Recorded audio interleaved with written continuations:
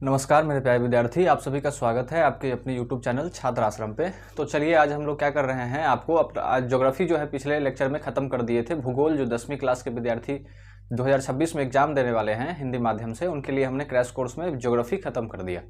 आज जो है हम उसी में जो है आपका अर्थशास्त्र वाला चैप्टर है। अर्थशास्त्र ज्योग्राफी यानी कि एसएस जो है सामाजिक विज्ञान जो है आपका, वो 4 भाग में है। वो इतिहास है, भूगोल है, नागरिक शास्त्र है और अर्थशास्त्र है। नागरिक शास्त्र को हम पॉलिटी भी कह सकते हैं या राजनीतिक विज्ञान भी कह सकते हैं। तो आपका ज्योग्राफी जो है, भूगोल जो है वो खत्म हो गया। अब जो है हम आपका अर्थशास्त्र लिए हैं। आप कहिएगा सर अर्थशास्त्र क्यों लिए? तो ये ज़्यादातर जगहों पर नहीं पढ़ाया जाता है और बच्चे उतना इसे ध्यान नहीं देते हैं। और यही सब जो चीज़ है वो विद्यार्थी को, यही सब जो छोटा छोटा चैप्टर है वो क्या करता है, वो विद्यार्थी को टॉपर बनाता है। अगर आपको टॉपर बनना है तो मान लीजिए अगर आपने इस चीज़ को छोड़ दिया तो जितना मार्क्स का आपका इतिहास आएगा, लोग सामाजिक विज्ञान का मतलब समझते हैं सिर्फ और सिर्फ इतिहास या भूगोल, इतना पढ़ते हैं, ये सब चीज़ों को पढ़ के भी नहीं जाते हैं। बशर्ते कि इतना जितना वैल्यू इतिहास का है उतना ही वैल्यू इसका भी है, उतने ही क्वेश्चन इसमें आते हैं। अब बस इतना ही थ्योरी में आपका एक चैप्टर क्या हो जाता है, ख़त्म हो जाता है। तो एक टॉपर्स का कितना गैप होता है? 10 मार्क में जो है आप कहाँ से कहाँ चले जाइएगा। अगर 10 मार्क के आपके अंतर है टॉपर्स में और आपके अंतर मार्क्स में, तो बहुत आगे पीछे आ जाइएगा आप। तो टॉपर्स क्या करते हैं, इन्हीं सब चीज़ों को, मैथ्स तो सब पढ़ता है, साइंस सब साल भर पढ़ता है, बस इन सब चीज़ों को लास्ट में लोग क्या करता है, सामाजिक विज्ञान पढ़ता नहीं है एसएस, तो बाद में क्या करता है, सोशल साइंस को छोड़ करके चल जाता है। हड़बड़ी में इतिहास थोड़ा बहुत पढ़ा, इसको छोड़ के चला गया। तो हमने क्या किया, इस क्रैश कोर्स में पहले हमने इसी को उठाया है।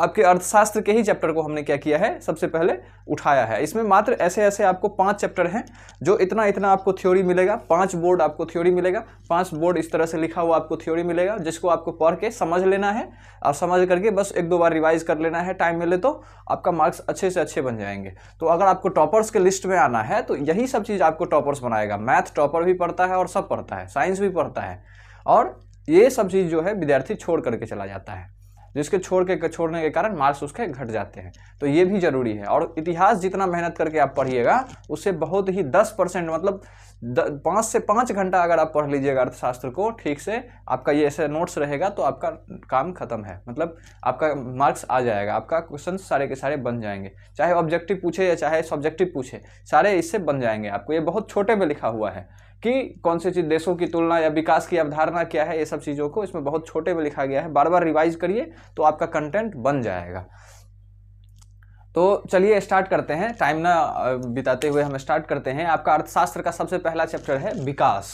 इसका नाम है डेवलपमेंट, जिसको इंग्लिश में कहते हैं। पहला ही चैप्टर है विकास। विकास के बारे में जो इसमें मात्र आपको 5 चैप्टर पढ़ना है, 5 इतने इतने आपको थ्योरी मिलेंगे बस। तो विकास के बारे में आप समझिए। विकास के बारे में सब जो है क्या करते रहते हैं, इल्ज़ाम लगाते रहते हैं कि विकास नहीं हुआ। सारे नेता एक दूसरे पर क्या करते रहते हैं, या जनता नेता पर क्या लगाते रहता है, इल्ज़ाम लगाते रहता है कि विकास नहीं हुआ। मतलब विकास विकास विकास सब चिल्लाते रहते हैं। जब इलेक्शन का टाइम आता है या इधर का भी टाइम आता है तो सारे के सारे लोग क्या करते रहते हैं, विकास का नाम चिल्लाते रहते हैं। तो समझिए आज विकास है क्या, बस इतना सा आपको समझना है और मार्क्स पक्का मिलेगा, क्योंकि चैप्टर जो दिया गया है आपके सिलेबस में तो उससे पूछा ही जाता है, वैसे फालतू का नहीं दिया रहता है। तो चलिए विकास के बारे में हम समझते हैं कि आखिर विकास है क्या। तो पहला टॉपिक है आपका विकास की अवधारणा। उस तरह से आपको मात्र यहाँ तक में 10 टॉपिक है और आपका चैप्टर खत्म हो जाता है। यहीं पर आपका चैप्टर क्या कर जाता है, एंड कर जाता है। तो इतना आसान है ये, जिसको लोग नहीं बताते हैं, यूट्यूब पे उतना अवेलेबल भी नहीं है, नहीं पढ़ाया गया है, तो लोगों से छूट जाता है और लोग अवेयर नहीं रहते हैं। शुरू में पढ़ाया नहीं जाता है, लास्ट में पढ़ाया जाता है, बच्चे परेशान रहते हैं उस टाइम में, इसीलिए हमने पहले इसी को चूज़ किया है। तो चलिए हम स्टार्ट करते हैं इसको। विकास की अवधारणा को समझते हैं कि विकास आखिर है क्या, विकास का मतलब क्या है। तो विकास का अर्थ केवल आर्थिक प्रगति नहीं है। विकास का मतलब एक होता है कि विकास का ये होता है कि पैसा कमा लो, ज़्यादा से ज़्यादा पैसा आ जाएगा तो हम क्या कर जाएंगे, विकास कर जाएंगे। तो वो केवल वो नहीं है, आपके पास पैसा आ जाएगा और आपके पास शिक्षा नहीं रहेगा तो आप विकसित व्यक्ति नहीं हैं। आप क्या है, विकसित व्यक्ति नहीं है। या आपके पास बहुत शिक्षा है और पैसा ही नहीं है तो आप फिर भी आप विकसित व्यक्ति नहीं हैं। तो बिना शिक्षा के या बिना पैसा के, मतलब दोनों चीज़ का आवश्यकता है। बहुत सारे फैक्टर्स का क्या होता है, विकास में रोल होता है। तो वही कह रहा है कि विकास का अर्थ केवल आर्थिक प्रगति नहीं है, बल्कि जीवन की गुणवत्ता में सुधार भी है। जीवन की गुणवत्ता, जैसे शिक्षा, ये सबसे बड़ा पैरामीटर है सारे लोगों के लिए। शिक्षा का बहुत ज़्यादा आवश्यकता है। अगर आपके पास बहुत पैसा है, शिक्षा ना है, मान लीजिए आपको पास मोबाइल में कोई मैसेज आया, देखते हैं कि नहीं, बहुत पढ़ा लिखा आदमी है, बहुत पैसा वाला, पढ़ा लिखा नहीं है, पैसा वाला आदमी है, और उसके मोबाइल में कोई मैसेज आया तो दूसरे को देखा देखो क्या क्या लिखल है, तो इस तरह से बोलता है कि देखिए क्या बता रहा है ये। तो शिक्षा के अभाव में, अगर वो पढ़ा रहता है तो खुद पढ़ लेता है। बहुत जगहों पर अगर आपके पास शिक्षा नहीं है तो बहुत जगह पे अब आप क्या कर सकते हैं, नहीं जा सकते हैं। बैंक में आपको फॉर्म भरने के लिए दे देगा, आप मुंह देखिएगा।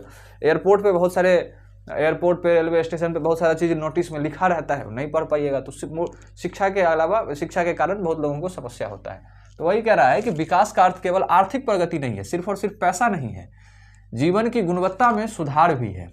विकास में शामिल है आर्थिक प्रगति। आज जैसे आर्थिक प्रगति, विकास में अब क्या क्या शामिल है, किसको कहेंगे हम विकास हुआ है? अगर सिर्फ पैसा को नहीं कहेंगे तो किसको किसको कहेंगे? तो देखिए यहाँ पे विकास में शामिल है आर्थिक प्रगति, जैसे आय और रोजगार, वो तो होना ही चाहिए, पैसा तो आपको आना ही चाहिए। दूसरा, सामाजिक प्रगति भी होनी चाहिए। सामाजिक प्रगति का मतलब आपके पास शिक्षा होना चाहिए, स्वास्थ्य होना चाहिए, समानता होना चाहिए, समानता भी होनी चाहिए। हमारे देश में जो है इस तरह का बहुत ही ज़्यादा समस्या है कि समानता नहीं है लोगों के पास। को पहले तो छुआछूत, ये सब इस तरह की चीज़ें हमारे देश में क्या थी, व्याप्त थी। तो ये सब समस्याएं थी, समानता किसी के साथ नहीं था। तो वो जरूरी है, शिक्षा जरूरी है, स्वास्थ्य जरूरी है। इसके बाद राजनीतिक प्रगति भी जरूरी है। राजनीतिक प्रगति का मतलब स्वतंत्रता। जैसे पहले देश हमारा गुलाम था, तो अच्छी चीज़ नहीं थी, हम विकसित नहीं थे, हम गुलाम थे। अधिकार, स्वतंत्रता, अधिकार, सुरक्षा, ये सब चीज़ें क्या है, ये सारी चीज़ें जब आपके पास होगी तब आप विकसित कहलाएंगे। सिर्फ पैसा हो जाने से ही आप विकसित नहीं कहलाएंगे। जब शिक्षा, स्वास्थ्य, आय, रुपया पैसा, इसके बाद जो है आपको समानता, इसके बाद जो है सुरक्षा, ये सब चीज़ जब सब का सब आपके पास होगा तभी जाकर के आप विकसित कहलाएंगे। अब देखिए, अलग अलग लोगों की परिस्थितियां अलग अलग होती है, इसलिए उनके विकास के लक्ष्य भी भिन्न हैं। अब विकास का लक्ष्य हर व्यक्ति के लिए अलग अलग होता है। विकास का लक्ष्य जो होता है हर व्यक्ति के लिए अलग अलग होता है। जैसे कोई मान लीजिए कि ट्रांसपोर्ट वाला, कोई बस चलाने वाली कंपनी है, तो वो क्या कहेगी कि पानी ना हो तो हमारा बढ़िया से हम विकास करेंगे, पानी ना हो, हे भगवान पानी ना हो तो हम बस आराम से चलाएंगे, पैसेंजर ज़्यादा मिलेगा। अब वहीं उल्टा क्या होगा, वहीं अगर किसान होगा तो क्या कहेगा, हे भगवान खूब पानी हो। तो दोनों के लिए विकास का पैरामीटर क्या है, दोनों विकास तब करेगा, इसके लिए पानी ना होगा तब विकास करेगा, और दूसरा किसान, पानी होगा तब विकास करेगा। तो विकास का पैरामीटर अलग अलग है। जैसे हम गाँव जाते थे तो बरसात के टाइम में कहते थे पानी ना हो, पानी के टाइम में कीचड़ उचड़ हो जाता था, तो हम कहते थे पानी ना हो, तो बगल में किसान है तो कहते खूब पानी हो, क्योंकि वो फसल में जाएगा। तो इस बात से आप समझ सकते हैं कि हर व्यक्ति के लिए विकास का पैरामीटर अलग अलग है, अलग अलग पैमाना है। इसके हिसाब से पानी होना चाहिए, इसके हिसाब से पानी नहीं होना चाहिए। तो आप देखिए, व्यक्तियों के विकास का लक्ष्य, इस बात से समझिए आप किसके लिए क्या क्या लक्ष्य है, विकास के क्या क्या लक्ष्य है। जैसे भूमिहीन मजदूर क्या चाहता है, उसके विकास के लक्ष्य क्या है, क्या मिल जाएगा तो वो विकास कर जाएगा, वो किस चीज़ की मांग करता है। तो भूमिहीन व्यक्ति काम के अवसर की मांग करता है कि काम मिल जाए तो हमें रुपए मिलेंगे, तो उसके लिए विकास का लक्ष्य ये है काम। बेहतर मजदूरी मिले उसको, अगर वो काम मिल गया और दिन का बढ़िया पैसा मिल गया उसको, मजदूरी ठीक मिल गई तो उसको विकास। बच्चों की शिक्षा मिल गई तो भी उसका प्राथमिकता यही है विकास में, जो हमारे बच्चे को बढ़िया शिक्षा मिल जाए बस। सामाजिक समानता मिल जाए, समाज में सब लोग क्या करें, एक समान हमें व्यवहार करें। तो ये सब चीज़ जो है आप का भूमिहीन मजदूर के विकास का लक्ष्य है कि ये भूमिहीन मजदूर कोई होगा तो ये सब चीज़ें चाहेगा। उसी के उल्टा देखिए, अगर कोई समृद्ध किसान होगा तो उसके लिए विकास के क्या लक्ष्य होंगे। तो विकास के लक्ष्य होंगे, जैसे मान लीजिए पंजाब का किसान है तो उसके लिए विकास का लक्ष्य होगा फसल का उचित मूल्य, फसल का उचित मूल्य मिल जाए, क्योंकि वहाँ बहुत ज़्यादा उपजा होता है। जैसे किसान आंदोलन करते रहता है कि एमएसपी लाओ, यानी उससे मूल्य उसको क्या मिलता है, ज़्यादा मिलता है। मिनिमम सपोर्ट प्राइस उसको कहते हैं। सस्ते व मेहनती मजदूर मिलने चाहिए। समृद्ध किसान है, वो खेती करेगा 20 बीघा 50 बीघा में, तो उसको मजदूर अगर सस्ता नहीं मिलेगा तो वो खेती नहीं कर पाएगा, घाटा हो जाएगा उसको खेती में। इसलिए वो चाहता है कि हमको सस्ते मजदूर मिले, तो उसके विकास का लक्ष्य ये देखिए। इधर भूमिहीन मजदूर क्या चाह रहा है, बेहतर मजदूरी मिले, इधर समृद्ध किसान चाह रहा है कि सस्ता में मिले। तो दोनों का अलग अलग विकास है। वो चाहता है ज़्यादा मिले, ये चाहता है कम में मिले। तो देखिए यहाँ पर उच्च आय, इनके पास उच्च आय हो, ये चाहते हैं कि हमारे पास आय जो हो उच्च हो। बच्चों को विदेश में पढ़ाई मिले, ये कह रहा है कि सिर्फ और सिर्फ शिक्षा मिल जाए, मिनिमम सरकारी स्कूल में भी एक ढंग का शिक्षा मिल जाए। लेकिन यही समृद्ध किसान का क्या पैरामीटर है, क्या पैमाना है कि हमारे बच्चे को विदेश में शिक्षा मिले। तो हर व्यक्ति के लिए विकास का पैमाना क्या हो रहा है, बदल रहा है, हो रहा है। आप पहले साइकिल पे चलते थे, अब आपका मन लुसुर फुसुर करता होगा कि हम मोटरसाइकिल ले लें। तो पहले क्या विकास का पैमाना था, पहले आप क्या चाहते थे कि साइकिल भी वो मिल जाए। फिर अब क्या मन कर रहा है आपका, मोटरसाइकिल ले लें। अब मोटरसाइकिल जब हो जाएगा तो फिर आपके विकास का पैमाना बदल जाएगा, अब कार पे चल जाइएगा, आपका मन करेगा कि हमें कार ले लें। तो इस तरह से जो है आपके साथ विकास का पैरामीटर बदलता जाएगा। इसके बाद देखिए, वर्षा पर निर्भर किसान। अगर कोई किसान जो है वर्षा पर निर्भर है, उसका सिंचाई वर्षा से होता है तो वो चाहेगा सिंचाई सुविधा मिले। स्थिर कृषि उत्पादन हो, क्योंकि सिंचाई वर्षा पर आधारित है तो किसी साल नहीं होगा वर्षा तो वो क्या होगा, उत्पादन नहीं होगा, इसलिए चाह रहा है कि सिंचाई की सुविधा हो और स्थिर कृषि उत्पादन हो।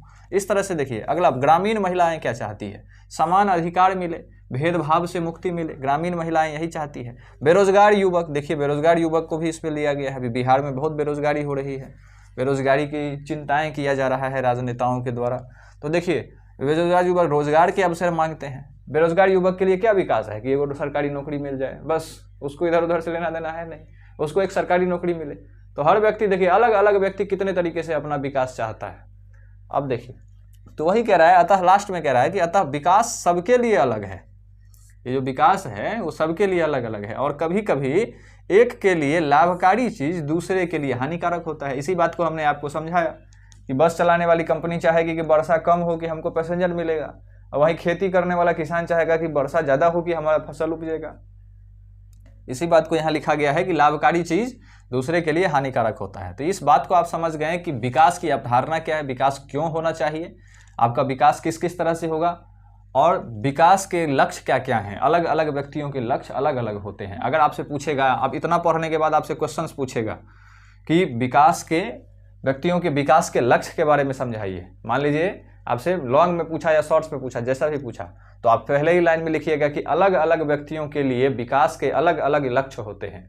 जैसा कि आप गरीब किसान, समृद्ध किसान, बेरोजगार युवक, इन सब का एग्जाम्पल दे करके आप इसी को समझाइएगा और लास्ट में लिखिएगा कि अतः हम देख सकते हैं, अतः इससे परिभाषित होता है, इसे दिखता है, या कुछ भी आप अपने लैंग्वेज में लिख सकते हैं कि विकास जो है सबके लिए अलग अलग है और कभी कभी एक के लिए लाभकारी होती है तो दूसरे के लिए वही विकास हानिकारक होता है। तो इस तरह से आपको, आपके पास कंटेंट है, आप क्या कर सकते हैं, लिख सकते हैं। अगर इसको आप 2 बार पढ़ लीजिएगा तो आपका शॉर्ट्स आए, लॉन्ग आए या ऑब्जेक्टिव में आए तो आप बता सकते हैं। सारे क्वेश्चंस बनाने के लिए आप तैयार हैं, बस इतना ही आपको 5 से 10 मिनट में पढ़ना है और मार्क्स मिल जाएगा। अगला देखिए, आय और अन्य लक्ष्य। अब देखिए, आय और अन्य लक्ष्य के लिए यहाँ पे हम समझते हैं, अधिकांश लोग आय बढ़ाना चाहते हैं, जैसे कि रोजगार और मजदूरी बढ़ाना चाहते हैं कि हमको ज़्यादा रोजगार मिले, ज़्यादा मजदूरी मिले। तो अधिकांश लोग क्या चाहते हैं, आय बढ़ाना चाहते हैं। लेकिन केवल आय पर्याप्त नहीं है। आपने पहले ही पढ़ा कि आपको विकास करने के लिए सिर्फ रुपया दे देने से हो जाएगा। सारे मूर्ख आदमी आपके अगल बगल में बिठा दें, चोर डकैत किस्म के आदमी, और आपके पास जो है वो सबके पास धन है, तो वो क्या सही विकसित आदमी है? वो विकसित आदमी नहीं है। जब तक शिक्षित नहीं है, जब तक हर चीज़ को समझता नहीं है, जब तक वो स्वस्थ नहीं है, तब तक वो कोई भी आदमी विकसित नहीं होगा। सिर्फ पैसे दे देने से नहीं होगा। कोई गलत तरीके से पैसे कमा लेता है तो क्या उसको विकसित कहिएगा? नहीं, उसने पैसा कमा लिया है, विकास अभी नहीं किया है। लेकिन केवल आय पर्याप्त नहीं है। अन्य महत्वपूर्ण लक्ष्य जैसे बराबरी का व्यवहार होना चाहिए उसके साथ, ये सब भी पूरा होना चाहिए। स्वतंत्रता उसको होनी चाहिए पैसे के साथ साथ, सुरक्षा होनी चाहिए, सामाजिक सम्मान होना चाहिए, भेदभाव से मुक्ति होनी चाहिए। ये सब चीज़ है विकास के अन्य पैरामीटर। और भौतिक कारक जैसे मित्रता, शत्रुता, सम्मान जीवन के बेहतर बनाते हैं, जिन्हें मापा नहीं जा सकता। तो ये सब जो सुरक्षा, बराबरी का, सामाजिक सम्मान, भेदभाव से मुक्ति, ये सब रुपया को तो माप लीजिएगा कि इतना इतना रुपया हर आदमी कमा लेगा तो विकसित कहेंगे। मान लीजिए अभी देंगे भी हम आपको, अभी विश्व बैंक जो है बताता भी है कि इतना रुपया कोई व्यक्ति कमाता है तो वो विकसित देश है। लेकिन रुपया को तो आप माप लीजिएगा, लेकिन स्वतंत्रता को कैसे मापिएगा आप? कोई स्वतंत्र है नहीं है, कितना स्वतंत्र है, कितना गुलाम है? मान लीजिए नौकरी कर रहे हैं, पैसा आ रहा है, लेकिन आप बॉस के गुलाम हैं, आपको आपके बॉस की गुलामी करनी पड़ती है, आपका जो मालिक है उसकी गुलामी करनी पड़ती है। तो इन सब चीज़ों को कैसे मानिएगा? सामाजिक सम्मान को कैसे मापिएगा? तो इन सब चीज़ों को मापा नहीं जा सकता है, जिन्हें मापा नहीं जा सकता है। सुरक्षा को कैसे मापिएगा? सम्मान को कैसे मापिएगा? तो यही याद दे रहा है कि आय पर्याप्त नहीं है, उसके लिए सामाजिक सम्मान, भेदभाव से मुक्ति, स्वतंत्रता, सुरक्षा, ये सब चीज़ भी होनी चाहिए। तो आय को तो आप माप सकते हैं, लेकिन अभौतिक कारक जो भी हैं, ये सुरक्षा, सम्मान, भेदभाव से बराबरी, इसको मापा नहीं जा सकता है। अब देखिए, राष्ट्रीय विकास, नेशनल डेवलपमेंट के बारे में यहाँ पे समझिए। देश का विकास केवल आर्थिक प्रगति से नहीं, बार बार उसी बात को बोला जा रहा है कि आर्थिक प्रगति नहीं, उसके साथ और चीज़ होते हैं, बल्कि न्यायपूर्ण और सामूहिक प्रगति से होता है। राष्ट्रीय विकास, किसी भी देश का विकास कैसे होगा? कोई देश ज़्यादा कमा ले, उसी से उसका राष्ट्रीय विकास हो जाएगा। मान लीजिए कोई देश का मतलब कि बहुत ज़्यादा इनकम है और उसमें जो है एक ही आदमी जो है उसमें क्या है, मान लीजिए कोई देश जो है 16 लाख करोड़ मान लीजिए एक साल में कमाता है, मान लीजिए उसका इनकम है 16 लाख करोड़, और उसमें से जो है 16 लाख करोड़ में से 15 लाख करोड़ एक ही आदमी के पास है, तो क्या वो देश विकसित है? मान लीजिए 50 करोड़ आदमी है, 1 करोड़ आदमी के पास 15 लाख करोड़ है और 1 लाख करोड़ में सारा का सारा आदमी है, तो क्या वो देश विकसित है? नहीं, एक आदमी एकदम अमीर है और बाद बाकी के सारे लोग भीख मांग रहे हैं, सारे के सारे लोग को शिक्षा नहीं मिल रहा है, सारे लोगों को कपड़ा पहनने के लिए नहीं मिल रहा है, ठंड में ठिठुर रहे हैं, तो क्या वो राष्ट्र विकसित है? वो राष्ट्र विकसित नहीं है। वो मतलब कि एक आदमी ही उसमें धनी है और बाद बाकी सब भीख मांग रहे हैं, सब गरीब हैं, तो वो राष्ट्र कभी विकसित नहीं होगा। राष्ट्र तभी विकास करता है जब सारे व्यक्ति क्या हो, विकसित हो, सारे व्यक्ति के पास खाने का पैसा हो, अच्छी शिक्षा हो, अच्छा रोजगार हो, सब व्यक्ति खुश रहे, तो वही राष्ट्र क्या कहलाता है? विकसित कहलाता है। आपके गली में, आपके मोहल्ले में आपका ही अच्छा मकान हो और सब भिखारी हो, तो आपको कैसा लगेगा? सब भिखारी रहेंगे, सब रोते रहेंगे, खाने के लिए मरते रहेंगे। आप घर में हलवा पूरी तो नहीं खा सकते हैं, क्योंकि अगल बगल में रो रहा है, लोग भूख के मारे बच्चे रो रहे हैं, आप घर में पूरी खाइएगा? संभव नहीं है, वो विकास नहीं है। विकास वो है कि हर व्यक्ति के पास छोटा ही मकान हो, लेकिन हर व्यक्ति के पास हो, हर व्यक्ति अच्छे से खाए, खुश रहे, ये राष्ट्र की विकास की कल्पना है। तो इसी बात को समझिए, यहाँ पर राष्ट्रीय विकास में यहाँ पे कहा गया है कि देश के विकास केवल आर्थिक प्रगति से नहीं, बल्कि न्यायपूर्ण और सामूहिक प्रगति से है। मतलब सबका प्रगति, सामूहिक प्रगति का मतलब यहाँ लिखा हुआ है सबका प्रगति हो, किसी एक व्यक्ति का प्रगति नहीं। इसके बाद देखिए, विभिन्न लोगों की राष्ट्रीय विकास की धारणाएं, विभिन्न लोगों की राष्ट्रीय विकास की धारणाएं भिन्न हो सकती है। अब विभिन्न लोग हैं, अभी पीछे पढ़ा कि विभिन्न लोगों के राष्ट्रीय विकास की धारणाएं अलग अलग होगी। कोई कहेगा कि देश ऐसे बढ़ेगा, कोई कहेगा अलग देश ऐसे बढ़ेगा। अलग अलग अर्थशास्त्र पढ़ने वाले लोग अलग अलग विकास की कल्पनाएं देते हैं कि बस रुपया कमा लो हो जाएगा। कोई कहता है ना रुपया के साथ साथ ये सब भी काम करो। तो अलग अलग भिन्न हो सकता है। सही नीति वही है कि जो अधिकतम लोगों को लाभ पहुंचाए। बस आप कुछ भी बोलिए, सही यही है कि ज़्यादा से ज़्यादा लोगों को लाभ पहुंचे, ज़्यादा से ज़्यादा लोग सुखी रहे, शिक्षा मिले, संपन्न रहे, स्वास्थ्य की सुविधा हो, तो अब जाकर के आपका देश विकसित है। एक आदमी के विकास करने से आपका देश विकसित नहीं होगा। तो समझ लिए इस बात को। अब देशों की तुलना देखिए, देशों की तुलना, विश्व बैंक है। विश्व बैंक मतलब सारे देशों ने मिल करके एक बैंक बनाया है, विश्व बैंक, जो गरीब देशों को कर्जा भी देता है। जैसे हम लोगों के गांव में क्या होता है कि बहुत सारे गांव में लोगों के घर हैं, उसमें एक अमीर आदमी होता है, वो लोगों को कर्जा उर्जा देते रहता है। उसी तरह से विश्व बैंक सारे देशों ने मिल करके उसको बनाया है। कोई देश गरीब हो गया तो वो विश्व बैंक से कर्जा ले लेता है। तो विश्व बैंक जो है कुछ कुछ रिपोर्ट जारी करता है। विश्व बैंक है तो उसका काम है रुपया पैसा, तो बताता है कि कितना पैसा या रुपया कमाने वाले व्यक्ति जो हैं विकसित देश के अंदर में आते हैं और कितना पैसा कमाने वाले व्यक्ति निम्न के अंदर में आते हैं। उसी बात को लिखा गया है यहाँ पर। विकास की तुलना करने के लिए आय की मुख्य मापदंड माना जाता है। देशों की तुलना अगर करना है, कौन सा देश विकसित है, कौन सा देश अविकसित है, तो हमारे पास तो मापने के लिए सिर्फ रुपया पैसा का पैरामीटर है। समानता, स्वतंत्रता, शिक्षा, स्वास्थ्य मापने, इस सब के लिए तो पैरामीटर उतना नहीं है, उस सब को नहीं मापेंगे। तो हम सिर्फ और सिर्फ पैसा मापते हैं कि कितना पैसा कमा लेंगे तो विकसित देश हो जाएंगे आप। तो देखिए यहाँ पर दिया गया है कुल आय, देश के सभी निवासियों की कुल आय। कुल आय किसको कहते हैं? देश के सभी निवासी का आय, सारे देश के लोगों ने जितना मिल करके कमाया वो कुल आय हुआ।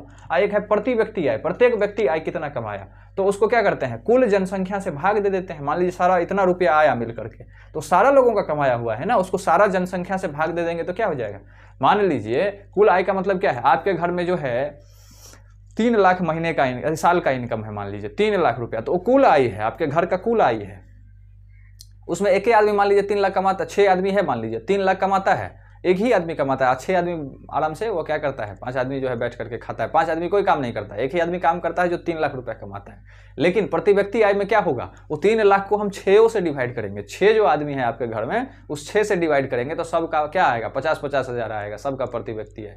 तो 50-50 हज़ार, तो यही है प्रति व्यक्ति आय। कुल आय बटा प्रति व्यक्ति आय, कुल आय बटा जनसंख्या से डिवाइड कर देते हैं तो प्रति व्यक्ति आय निकलता है। उसमें बहुत सारे लोग कमाते हैं, बहुत सारे लोग नहीं भी कमाते, तो वो भी आ जाते हैं। कुल जनसंख्या हम कैसे पता करें कौन कमा रहा है नहीं कमा रहा है, तो हम क्या करते हैं कुल जनसंख्या से ही क्या कर देते हैं भाग कर देते हैं प्रति व्यक्ति आय निकालने के लिए। तो यही है आपका कुल कितना आय है पूरे राष्ट्र का, तो कुल आय हुआ। अब प्रति व्यक्ति आय निकालना है, मतलब प्रत्येक व्यक्ति का, एक व्यक्ति का निकालना है, तो जितना जनसंख्या है उसे भाग दे दीजिए, वही वाली बात है। तो यहाँ पर देखिए औसत आय या प्रति व्यक्ति आय, कुल आय भागा देना है उसको कुल जनसंख्या से। वही यहाँ पर डिफरेंट दोनों का दोनों परिभाषा दिया है कि कुल आय क्या है और औसत आय यानी प्रति व्यक्ति आय क्या है। इस बात को जब आप समझ गए तो अब देखिए विश्व बैंक क्या कहता है। विश्व बैंक का वर्गीकरण है 2024 के अनुसार, यानी उच्च आय वाले देश। कोई देश अगर $13,935 डॉलर समझिए, $1 अभी 90 रुपये के बराबर है, तो $1 90 रुपये के बराबर है। तो कोई व्यक्ति अगर $13,935 से अधिक कमाता है साल का, तो वो क्या कहलाएगा, उच्च आय वाले देश कहलाएंगे। उस देश के प्रत्येक नागरिक अगर $13,935 से ज़्यादा कमाता है साल में, तो वो क्या कहलाएगा, आपके पास उच्च आय वाले देश कहलाएंगे। वहीं पर निम्न आय वाले देश देख लीजिए 1135, मात्र $1135 कमाने वाले या उससे कम कमाने वाले व्यक्ति जो हैं उस देश में ऐसे ही व्यक्ति हैं जो $1135 से कमाते हैं या उससे कम कमाते हैं, तो वो निम्न आय वाले देश हो गए, वो उच्च आय वाले देश नहीं होंगे। तो हमारा स्थान कहाँ है, हम पता करेंगे कि हमारा जो भारत है वो कहाँ है, निम्न आय वाले में है कि उच्च आय वाले में है। तो ना ही निम्न में है और ना ही उच्च में, हम लोग बीच में है, हम लोग मध्यम आय वाले देश हैं। भारत मध्यम आय वर्ग का है, लगभग $2540 वो कमाता है, प्रत्येक व्यक्ति यहाँ का साल में $2540 रुपए कमाते हैं। तो ये बात आपको समझ अब हर व्यक्ति नहीं कमाता है, जो उसमें भिखारी है वो गिना गया है इसमें, क्योंकि जो भीख मांगता है वो अपना पेट ही पाल लेता है, तो उसको भी इसमें गिन लेते हैं। तो प्रति व्यक्ति मतलब सारे जनसंख्या को डिवाइड करने पर केवल औसत आय से असमानता नहीं पता चलता है। अब फिर ये भी कह रहा है कि केवल ये औसत आय निकाल लेने से, प्रति व्यक्ति आय से असमानता का पता नहीं लगता है। असमानता का मतलब क्या, कोई एकदम धन्ना सेठ है, कोई अंबानी है या कोई भिखारी है, तो असमानता का पता इससे नहीं लगता है। पता क्यों नहीं लगता है, क्योंकि इसमें तो हम सारे आदमी को से डिवाइड कर दिए हैं। किसी के पास अगर मान लीजिए कि हर व्यक्ति थोड़े ही है हमारे देश में कि $2540 ही कमाता है, कोई अंबानी टाइप आदमी भी है कि वो $25,40,000 कमाता है मान लीजिए, और कोई ऐसा व्यक्ति है जो $1 नहीं कमाता है। तो सारे व्यक्ति उसमें क्या हो गए हैं, जब जुड़ा गए हैं, सबका ले लिए कि सब व्यक्ति 2540 कमा रहा है, क्योंकि सब व्यक्ति से हमने उसको भाग कर दिया है फॉर्मूला में। तो इसीलिए असमानता का पता नहीं लगता है कि ज़्यादा कमाने वाले कितने लोग हैं, कम कमाने वाले कितने लोग हैं। तो असमानता का पता नहीं लगता है, उसके लिए आपको जा करके गहन सर्वे करना पड़ेगा, प्रत्येक व्यक्ति से पूछना पड़ेगा भाई कितना कमाते हो, तो रिपोर्ट तैयार करना पड़ेगा। अब आगे देखिए अन्य मापदंड क्या क्या हैं। ये तो आपके विकास का पैसा के आधार पर देख लिए कि इतना होगा तो उच्च होगा, इतना होगा तो निम्न होगा। अन्य मापदंड भी हैं। अब मान लीजिए अन्य मापदंड क्या है, शिशु मृत्यु दर कितना है, वहाँ पर क्या कहते हैं हॉस्पिटल सिस्टम कितना है, स्वास्थ्य कितना बेहतर है, विकसित है। इससे ये पता लगता है कि शिशु मृत्यु दर यानी 1000 जीवित बच्चा जो जन्म लेता है वो 1 वर्ष से पहले मरने वाले शिशुओं की संख्या शिशु मृत्यु दर कहते हैं। जैसे हॉस्पिटल में 1000 बच्चा जन्म लिया मान लीजिए, वो 1 वर्ष के अंदर में उसमें से क्या हो गया, 200 बच्चा मर गया, 800 बच्चा बचा, तो शिशु मृत्यु दर कितनी हो गई, 200 हो गई। शिशु मृत्यु दर यानी 1 साल के अंदर में उसमें से 200 बच्चे मर गए, तो हमारे देश की शिशु मृत्यु दर कितनी है, 200 है, ज़्यादा हो गया वो। समझे कि नहीं समझे। तो इससे भी पता लगता है कि शिशु मृत्यु दर कितना है, जितना कम रहेगा उतना ज़्यादा देश विकसित रहेगा, क्योंकि बच्चे जन्म ले रहे हैं मर ही जा रहे हैं, तो फिर तो विकास नहीं ना हुआ, वो तो समस्या का बात हो गया। तो शिशु मृत्यु दर 1000 जीवित बच्चों में 1 से 1 वर्ष से मरने वाले शिशुओं की संख्या को शिशु मृत्यु दर कहते हैं। ऑब्जेक्टिव में पूछ सकता है कि शिशु मृत्यु दर क्या है। साक्षरता दर, अब साक्षरता दर देखिए, 7 वर्ष या उससे ऊपर के साक्षर लोगों का प्रतिशत, 7 वर्ष के लोग या उससे ऊपर के साक्षर लोग उसको कहते हैं जो अपना हाथ से लिख लेता है और पढ़ लेता है, उसको साक्षर कहते हैं। पढ़ा और लिखा कहते हैं ना, पढ़ा लिखा आदमी है। पढ़ा लिखा आदमी का मतलब क्या, जो पढ़ लेता हो और हाथ से लिख लेता हो। अगर आप अपना नाम लिख लेते हैं, आपका जो नाम है हाथ से लिख लेते हैं, तो आप लिखा आदमी तो हैं, लिख तो सकते हैं। अगर उसको पढ़ लेते हैं कि हाँ ये है, ये नाम हमारा लिखा हुआ है, तो वो आप पढ़ा आदमी भी हैं। तो पढ़ा लिखा दोनों हैं। आप समझ में आया कि नहीं आया। तो वही है पढ़ा लिखा का हमारे देश में यही है कि लिख करके पढ़ लीजिए तो आप पढ़े लिखे आदमी हैं। कोई भी एक अपना नाम भी लिख करके पढ़ लिए तो पढ़े लिखे आदमी है। अंगूठा छाप जो है उसको निरक्षर कहा जाता है बस, क्योंकि वो न लिख सकता है, लिख नहीं सकता है तो पढ़ेगा कहाँ से, तो न पढ़ सकता है, तो पढ़ा लिखा उसको नहीं कहा जाता है। तो साक्षरता दर 7 वर्ष या उससे ऊपर के साक्षर व्यक्ति को गिना जाता है। उसका प्रतिशत जितना ज़्यादा होगा उतना ज़्यादा देश विकसित होगा। मान लीजिए उससे इसका प्रतिशत जो है 7 वर्ष से उससे ऊपर के साक्षर लोगों का प्रतिशत 90%, 95, 96 या 99% है तो विकसित है, और वही 50% है तो वो अविकसित है। ज़्यादातर लोग वहाँ मूर्खे हैं, आधा लोग मूर्खे हैं। अब मूर्ख व्यक्ति है तो वहाँ पे क्या होगा, ज़्यादा मार होगा, ज़्यादा समस्याएं फैलेगी, ज़्यादा हल्ला होगा, ज़्यादा इस तरह का समस्या होगा। इसके बाद देखिए, तो शिशु मृत्यु दर समझ गए, जितना शिशु मृत्यु दर कम रहेगा, जितने कम बच्चे 1000 में मरेंगे उतना ज़्यादा विकसित देश, जितना साक्षरता दर ज़्यादा रहेगा उतना ज़्यादा विकसित देश या विकसित राज्य या विकसित परिवार। यहाँ तक कि परिवार के लेवल पर भी ले लीजिए तो कहते हैं ना पढ़ा लिखा परिवार है, बढ़िया परिवार है, सज्जन परिवार है, सभ्य परिवार है। तो किस पे पता लगता है, वो पढ़ाई लिखाई चेक करता है कि सब पढ़ा लिखा है, पैसा भी चेक करता है, प्रति व्यक्ति आय भी सब चेक करता है। निबल उपस्थिति के अनुपात, किसी आयु वर्ग के स्कूल जाने वाले बच्चों का अनुपात यानी निबल उपस्थिति। अब इससे भी पता लगता है कि इतने बच्चे, मान लीजिए कि गांव में 100 बच्चे हैं, उसमें से कितने बच्चे स्कूल जा रहे हैं। इस बात पे भी विकास का पता लगता है कि देश में मान लीजिए इतने बच्चे हैं और कितने बच्चे स्कूल में नाम लिखा हुआ है उसका, इतने बच्चे का नाम स्कूल में लिखा हुआ है, उससे पता लगता है कि देश कितना विकसित है। मान लीजिए हमारे देश में 1 करोड़ बच्चा है, 85 लाख बच्चा का क्या है स्कूल में नाम है, तो 50 लाख तो ऐसे घूम रहा है ना, वो पढ़ नहीं रहा है ना, तो हमारा देश क्या होगा, आगे चल करके विकसित होगा। वो सारे मूर्ख पैदा होंगे और सारे मूर्ख क्या करेंगे, देश के लिए समस्या खड़ा करेंगे। तो सारे मूर्ख जो है उस देश के लिए, तो वही कह रहा है कि निबल अनुपस्थिति उपस्थिति अनुपात की कितने बच्चे आपके स्कूल में आ रहे हैं, किसी आयु वर्ग के स्कूल जाने वाले व्यक्तियों का, बच्चों का अनुपात, इसको कहते हैं। जीवन प्रत्याशा, दूसरी बात है जीवन प्रत्याशा। पहले लोग 35, 36, 40 के अंदर में मर जाते थे। जीवन प्रत्याशा का मतलब कितना दिन आप जी रहे हैं, उसको जीवन प्रत्याशा कहते हैं। तो जीवन प्रत्याशा यानी जीवन का जीने का जितना ज़्यादा होगा उतना विकसित होगा। तो यहाँ पर देखिए, जन्म के समय औसत जीवन संभावना, जन्म के समय से औसत जीवन संभावना कि कितना दिन जिएगा ही। कहीं पर 60 साल के अंदर में सारे लोग मर जाते हैं। अभी अफ्रीका वाले देश ऐसे हैं जहाँ 35-40 के अंदर में सारे लोग मर जाते हैं, उससे ज़्यादा नहीं जीते हैं। हमारे देश में क्या है, 70 हो गया। अब 70 हो गए तो अब मरने का क्या हो गया, उसका टाइम हो गया, उसके मरने का टाइम हो गया। तो लोग मान लेते हैं ना कि अब 70 हो गया तो अब तो मर जाएगा, बूढ़ा हो गया, बूढ़ा हो गया। और कहीं कहीं पर है कि 70 में कोई नहीं मरता है, तो कहता है अभी 70 के ही हैं, अभी तो हम जवान हैं। वहाँ 100 से ज़्यादा है, मान लीजिए 100 तो नहीं है, कहीं पर भी 80-90 तो है। तो वहाँ पर जीवन प्रत्याशा कितना दिन आप जीते हैं, इससे भी विकास का क्या लगता है, पता लगता है आपको। ये बात समझ गए। मानव विकास सूचकांक HDI, आई प्लस शिक्षा प्लस स्वास्थ्य, एक HDI निकलता है, मानव विकास सूचकांक, एक रिपोर्ट निकलता है। इसमें बताया जाता है कि HDI में देश को क्या दिया जाता है, क्रम दिया जाता है। सब जिसके पास आय, शिक्षा और स्वास्थ्य तीनों बढ़िया लेवल पर है तो वो सबसे 1 नंबर पे होगा। उस हिसाब से रैंकिंग बना के दिया जाता है मानव विकास सूचकांक में। तो UNDP के द्वारा दिया जाता है, कहीं पर लिखा भी होगा। यहाँ देखिए मानव विकास रिपोर्ट है, यहाँ UNDP इसको बना करके देता है, पढ़ेंगे हम आगे। तो अभी आगे इसे वाला आना है, इसको क्या कहते हैं। अगला देखिए, राज्यवार तुलना। अब राज्यवार तुलना करिए कि कौन सा राज्य विकसित है, कौन सा राज्य नहीं है। जैसे हरियाणा, केरल और बिहार में तुलना होता है। देखिए हरियाणा सर्वाधिक प्रति व्यक्ति आय है। हरियाणा के लोग में बहुत ज़्यादा कमाते हैं, सबके पास देखते हैं BMW, थार, क्या क्या लेकर के गाना में देखते रहते हैं, घुमाते रहता है वो लोग। तो उस सबके पास क्या है, प्रति व्यक्ति आय ज़्यादा है, ज़्यादा कमाता है। हर आदमी खेती करता है और ट्रैक्टर से अनाज बेचता है और कमाता है। अब वहीं पर देखिए केरल का, देखिए हाल क्या है। केरल में क्या है, शिशु मृत्यु दर सबसे कम है, यानी 7 बच्चा मरता है 1000 पे। 1000 बच्चा अगर जन्म लेगा उस केरल में तो वहाँ पे 7 को बच्चा साल भर के अंदर में मरेगा, सारा जी जाएगा, सारा क्या होगा, हेल्दी होगा और सारा जी जाएगा। साक्षरता भी केरल का कितना है, देखिए 96%, पढ़े लिखे लोग भी यहाँ पर हैं। शिक्षा व स्वास्थ्य सुविधाएं भी वहाँ पर क्या है, बेहतर है। तो शिक्षा और स्वास्थ्य सुविधा बेहतर है तभी ना शिक्षा 96% है, और स्वास्थ्य सुविधा है तभी ना 7 ही बच्चा मर रहे हैं वहाँ पर, वही वाली हाल है। तो यहाँ पर देखिए, यहाँ पैसा है लेकिन शिक्षा कम होगा, शिक्षा नहीं है यहाँ पर। हरियाणा में पैसा है लेकिन शिक्षा नहीं है, केरल के पास पैसा कम है लेकिन शिक्षा और स्वास्थ्य दोनों है। अब बिहार का हाल देख लीजिए, अपना राज्य, यहाँ पे आय सबसे कम है। यहाँ के लोगों के आय जो है कमाई जो होता है वो कम होता है, शिक्षा भी कम है और स्वास्थ्य में भी पिछड़ा हुआ है। हमारा राज्य अभी थोड़ा सा पिछड़ा हुआ है, तो इस पर क्या करना पड़ेगा, हम लोगों को काम करना पड़ेगा।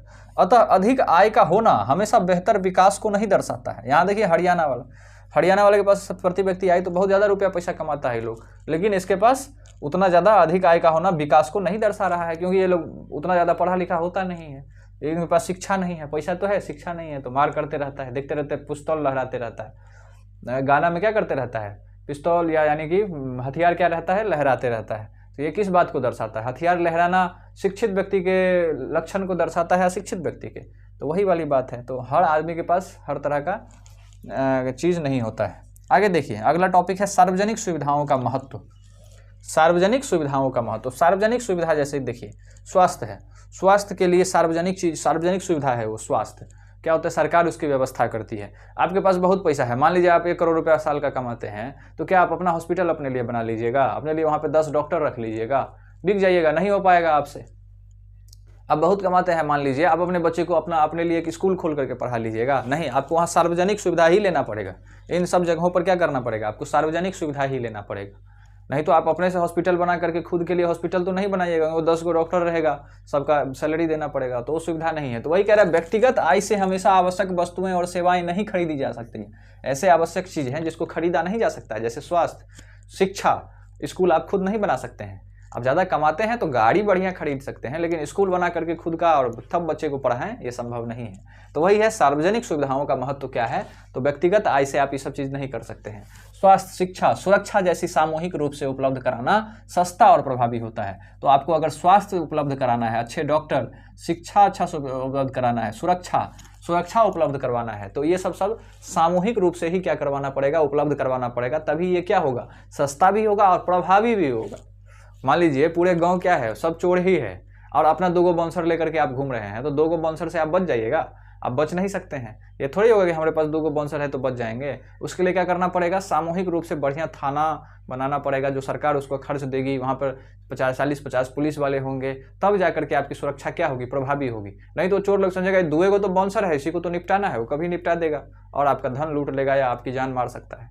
तो सामूहिक रूप से ही ये सब चीज़ जो है, सामूहिक रूप से ही, सामूहिक सुविधा के रूप में ही आपके लिए क्या होगा, सस्ता भी होगा, प्रभावी भी होगा। जैसे यहाँ पे देखिए उदाहरण के लिए, सामूहिक सुरक्षा गार्ड की तुलना में सामुदायिक सुरक्षा व्यवस्था ज़्यादा बढ़िया होता है। पूरे समुदाय का सुरक्षा व्यवस्था के लिए थाना बनाया गया है, तो वो आपके लिए ज़्यादा बेहतर है, ना कि आपके लिए आप थाना से क्या मांगिए, सुरक्षा मांगिए, ना कि आप खुद का एक बाउंसर रख करके आप उतना अच्छा से सुविधा सुरक्षा नहीं पा सकते। अगला देखिए, सार्वजनिक शिक्षा व सामान्य स्वास्थ्य सेवाएं। सार्वजनिक शिक्षा या स्वास्थ्य सेवाएं भी आपको सामूहिक रूप से ही लेना पड़ेगा। केरल में बेहतर स्वास्थ्य व शिक्षा व्यवस्थाओं के कारण शिशु मृत्यु दर कम है। केरल में क्या है, बेहतर स्वास्थ्य है, हॉस्पिटल्स बढ़िया हैं, बच्चा जैसे बीमार पड़ता है हॉस्पिटल में बढ़िया से इलाज हो जाता है।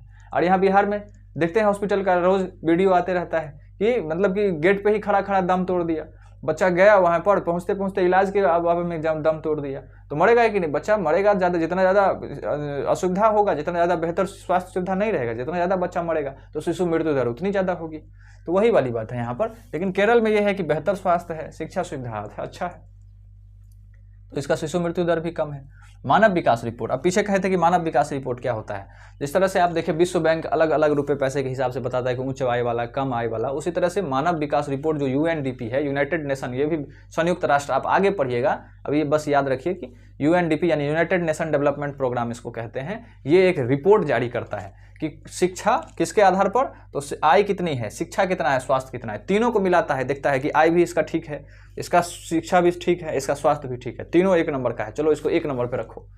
और फिर देखा कि आय ठीक है, इसका स्वास्थ्य गड़बड़ है, शिक्षा ठीक है, चलो इसको 2 नंबर पे रखो। इस तरह से वो रैंक बनाता है, तो रैंक बना करके भेजता है। उसमें देखिए देशों की तुलना आय, शिक्षा और स्वास्थ्य के आधार पर होता है इसमें। अब 2025 में देखिए क्या हाल है, श्रीलंका भारत से बेहतर एचडीआई है, श्रीलंका हमसे आगे है मानव विकास के तुलना में। इसके पास ज़्यादा पैसा नहीं है मान लीजिए, लेकिन इसके पास क्या होगा, शिक्षा ज़्यादा होगा, स्वास्थ्य अच्छा होगा, तो ये हमसे क्या होगा, आगे है, श्रीलंका हमसे आगे है। भारत जो है 130वां स्थान है, 193 या 190 देश ऐसा ही होता है, टोटल 190 देश या 193 देशों का वो क्या किया जाता है, पढ़ाई किया जाता है, एनालिसिस किया जाता है, तो उसमें से 190 देशों का रिपोर्ट बनाता है, तो उसमें से 130 नंबर पे हमारा देश है, मतलब 100 से भी आगे है। आगे देखिए 130 का मतलब ये नहीं कि 130 नंबर मिला है तो बढ़िया है, मतलब रैंक बहुत नीचे है, हमको 1 नंबर पे होना चाहिए, 2 नंबर या टॉप 10 में हम लोगों को होना चाहिए था। तो वही वाली बात है। नेपाल और बांग्लादेश की आय कम होने पर भी जीवन प्रत्याशा भारत से के बराबर या बेहतर है, उससे अधिक है। नेपाल और बांग्लादेश के लोग हमसे कम आय होने पर भी हमसे कम कमाते हैं, लेकिन हमसे ज़्यादा दिनों तक जिंदा रहते हैं, हमसे ज़्यादा क्या रहते हैं, खुश रहते हैं। यहाँ के लोग ज़्यादा खुश रहते हैं, और जो लोग जहाँ के लोग जितना ज़्यादा खुश रहेगा वो इतना दिनों तक क्या होता है, जीता है। नहीं तो टेंशन में आप बहुत जल्दी ही क्या हो जाइएगा, निपट जाइएगा। टेंशन बहुत ही खराब चीज़ है, मतलब चिंता, तो कम चिंता मतलब कम पैसा है फिर भी क्या होते हैं, वहाँ का जीवन प्रत्याशा, यानी जीवन प्रत्याशा का मतलब कितना दिन आदमी जीते हैं, तो हमसे ज़्यादा दिन यहाँ के जो लोग जीते हैं। हम 70 वर्ष में कहते हैं कि अब जाने का समय आपका आ गया, अब राम राम भगवान का नाम लीजिए, अब वहाँ पर 80 में कहता है अभी तुम जवाने हैं, तो जीवन प्रत्याशा वहाँ का क्या है, ज़्यादा है। अतः केवल आय पर्याप्त नहीं, शिक्षा और स्वास्थ्य भी उतने महत्वपूर्ण है। बार बार उसी बात पर जोर दिया जा रहा है कि खाली अब व्यक्तियों के दिमाग में यह है कि ज़्यादा पैसा कमा लिया तो बढ़िया आदमी हो गया, विकसित हो गया ना। ज़्यादा पैसा कमाना ही विकसित होना का पैरामीटर नहीं, अलग अलग पैरामीटर भी है। आगे देखिए विकास की धारणीयता, विकास की धारणीयता को समझिए। विकास की धारणीयता मतलब विकास, ऐसा विकास जो ज़्यादा दिन तक में चले, इसको इंग्लिश में कहते हैं सस्टेनेबल डेवलपमेंट, मतलब कि ये हमारे ही पीढ़ी तक ना अगले पीढ़ी तक भी चले। जैसे कि देखिए यहाँ पर वर्तमान प्रकार का विकास हमेशा टिकाऊ नहीं है। अभी जो हम विकास कर रहे हैं वो हमेशा के लिए टिकाऊ नहीं है। अभी हम बिना सोचे समझे क्या कर रहे हैं, विकास करे जा रहे हैं, पेड़ काटे जा रहे हैं, एकदम मकान बनाए जा रहे हैं या पानी नीचे से निकाले जा रहे हैं, वो पानी कुछ दिन के बाद खत्म हो जाएगा, सब प्यास के मारे मर जाएगा यहाँ का आदमी, पानी नहीं मिलेगा लोगों को, पानी के बगैर आदमी क्या होने लगेंगे, मरने लगेंगे। तो ये विकास क्या अच्छा विकास है? आप अभी मोटर चला करके लाखों लीटर पानी निकाल ले रहे हैं, और एक दिन ऐसा आएगा आप ही के बच्चे क्या होंगे, उस पानी के बगैर दम तोड़ेंगे, तो कैसा होगा? ये विकास अच्छा होगा? ये विकास का मॉडल सस्टेनेबल नहीं है, धारणीय विकास ये नहीं है आपके लिए। धारणीय विकास वही है कि जो उस रिसोर्स का जितना ही जरूरत है उतना ही हम क्या करें, उसको निकालें। तो वही कह रहा है कि वर्तमान प्रकार का विकास हमेशा टिकाऊ नहीं है। अभी जो विकास हो रहा है, प्राकृतिक संसाधनों का अति उपयोग भविष्य के लिए संकट बनता है। भविष्य के लिए अभी जो प्राकृतिक संसाधन का अति उपयोग आप लोग कर रहे हैं या हम लोग कर रहे हैं, ये हमारे लिए क्या करेगा, आने वाले समय में संकट पैदा करेगा। उदाहरण के लिए यहाँ पे देखिए, भूमिगत जल का अति उपयोग अगले 25 वर्ष में 60% क्षेत्र संकटग्रस्त हो सकता है। अगर इस तरह से, अगर जिस तरह से पानी अभी निकल रहा है, अगर 25 वर्ष तक निकलता रहे तो भारत का 60% ऐसा क्षेत्र रहेगा जहाँ पर पानी नहीं मिलेगा, जहाँ पर पानी की समस्या हो जाएगी। वो क्या करेगा, टैंकर लेके आएगा तो 2000 लोग उसके पीछे बाल्टीन लेके दौड़ेगा कि थोड़ा पानी मिल जाए तो हमारा खाना बन जाएगा। नहाने का तो बात छोड़िए, नहाने का तो बहुत दूर की बात है, महीना भर पे सोचेगा कि एक अगले महीना, इस महीने नहा लिए, अब अगले महीना में नहाएंगे।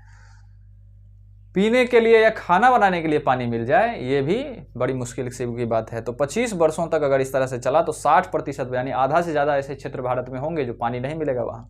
आगे देखिए, कच्चे तेल के सीमित भंडार। यहाँ पर कच्चा तेल जो पेट्रोलियम है, डीजल है, इसका सीमित भंडार है, ये अनगिनत नहीं है, समुद्र की तरह नहीं है कि 1/3 में हमारा एक 4 भाग करिए तो 1 भाग में हमारा ज़मीन है, 3 भाग पानी है। उस तरह से रहता तो हम खूब खर्च करते, उस तरह से नहीं है, थोड़ा थोड़ा मात्रा में ज़मीन के नीचे है, सीमित भंडार है। केवल 50 से 70 वर्षों तक ये चलेगा। अब जो है अभी से 50 से 70 वर्ष तक क्या होगा, पेट्रोल चलेगा। तो आप तो चढ़ लीजिए मोटरसाइकिल पर, आप घूम लीजिए, लेकिन आपके आने वाले जनरेशन्स या हम लोगों के आने वाले जनरेशन्स, हम तो चढ़ लेंगे लेकिन हमारा पोता परपोता वो सब क्या होगा, मोटरसाइकिल सुनेगा कि मोटरसाइकिल ऐसा होता था, अच्छा 2 चक्का होता था, चलता। मोटरसाइकिल नहीं रहेगा, इंजन डीजल वाली चलने वाली नहीं रहेगी, इलेक्ट्रिक वाला हो सकता है रहेगा उस टाइम में। तो ये जो है 50 से 70 वर्ष तक ही चलेगा। इसके बाद देखिए, सतत विकास। अब इतना समझा करके आपको कहा कि सतत विकास, सस्टेनेबल डेवलपमेंट करिए, आप ऐसा डेवलपमेंट करिए जो सारे दिन तक, ज़्यादा से ज़्यादा दिनों तक चले। यहाँ देखिए, सतत विकास का मतलब प्राकृतिक संसाधनों का सोच समझकर उपयोग ताकि भविष्य की पीढ़ियों को भी लाभ मिले, इस बात को ध्यान में रखना है, उसी को सतत विकास कहते हैं। अगर 2 मार्क में पूछेगा ही, ये इंपॉर्टेंट चैप्टर्स टॉपिक्स है ये सब, कि सतत विकास क्या होता है, तो आपको लिखिएगा कि प्राकृतिक संसाधनों का सोच समझ करके उपयोग ताकि भविष्य की पीढ़ियों के लिए लाभ मिले, इसे हम सतत विकास कहते हैं। आप एग्जाम्पल दे दीजिएगा, आप इस सब का एग्जाम्पल दे दीजिएगा कि देखिए अगर इस तरह से किए तो इतना ही दिन चलेगा, इतना ही दिन चलेगा। तो आप उसको अपने हिसाब से, जैसा आपका दिमाग काम करता है उस हिसाब से आप कंटेंट को क्या कर सकते हैं, लिख सकते हैं और अच्छे से अच्छे मार्क्स को प्राप्त कर सकते हैं। तो ये अर्थशास्त्र जो है आपका मात्र 5 चैप्टर है, 5 दिन ऐसे ऐसे हम आपको पढ़ाएंगे, समझाएंगे, आपका चैप्टर खत्म हो जाएगा। और अगर आपका 100 मार्क का है तो 80 मार्क का तो थ्योरी होगा, 20 मार्क प्रैक्टिकल जाने दीजिए। 80 को क्या करिए, 4 सब्जेक्ट है तो 4 भाग बांटिए, तो 4-5 दिन पढ़ने से आपको 20 मार्क मिलेगा। इतिहास को भी अगर सारा दिन पढ़िएगा तो 20 ही मिलेगा। तो ये सब टॉपिक क्या है, आपको टॉपर वाले लिस्ट में क्या करेगा, खड़ा करेगा। इस सबको छोड़ के चल जाइएगा तो आप फिर पीछे रह जाइएगा।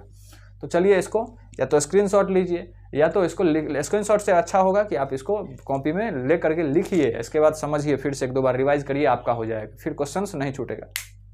तो चलिए, आप लोगों को सुनने के लिए बहुत बहुत धन्यवाद। इसका स्क्रीनशॉट ले लीजिए।